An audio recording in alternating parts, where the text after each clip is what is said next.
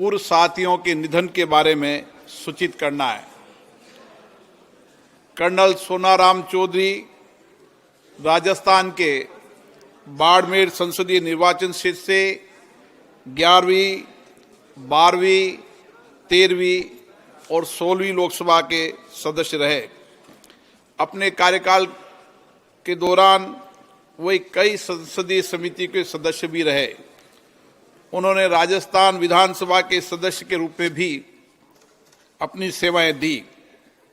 Colonel Sonaram Chaudhary का निधन 80 वर्ष की आयु में 20 अगस्त 2025 को दिल्ली में हुआ।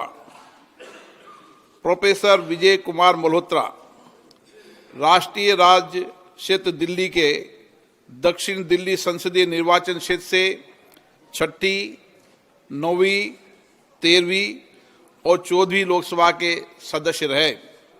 वे वर्ष 1994 से 99 तक राज्यसभा के सदस्य भी रहे। प्रोफेसर मल्होत्रा ने लोक लेखा समिति, सरकारी उपकरण संबंधी समिति, परिवहन और पर्यटन संबंधी समिति, सरकारी आश्वासन संबंधी समिति के सभापति के रूप में अपनी सेवाएं दी।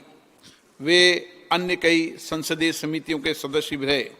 वे 2008 से 2013 तक दिल्ली विधानसभा में नेता प्रतिपक्ष भी थे। प्रोफेसर विजय कुमार मल्होत्रा का निधन 93 वर्ष की आयु में 30 सितंबर 2025 को नई दिल्ली में हुआ। श्री रवि नायक गोवा के पणजी संसदीय निर्वाचन क्षेत्र से 12वीं लोकसभा के सदस्य थे। वे 6 कार्यकाल के लिए गोवा विधानसभा के सदस्य रहे तथा तत्कालीन गोवा, दमन एवं दीव विधानसभा के सदस्य भी रहे। उन्होंने क्रमशः गोवा के मुख्यमंत्री, उप मुख्यमंत्री के रूप में 2 कार्यकालों तक अपनी सेवाएं दी। वे गोवा सरकार में विभिन्न विभागों की मंत्री के रूप में भी उन्होंने सेवाएं दी। वे गोवा विधानसभा में नेता प्रतिपक्ष भी रहे। श्री रवि नायक का निधन 79 वर्ष की आयु में 15 अक्टूबर 2025 को गोवा में हुआ। श्री धर्मेंद्र राजस्थान के बीकानेर संसदीय क्षेत्र से 14वीं लोकसभा के सदस्य थे। वे कृषि संबंधी संसदीय समिति के स्थायी सदस्य रहे। श्री धर्मेंद्र ने भारतीय सिनेमा में 6 दशकों से अधिक अपने उत्कृष्ट करियर में 300 से अधिक फिल्मों में काम किया।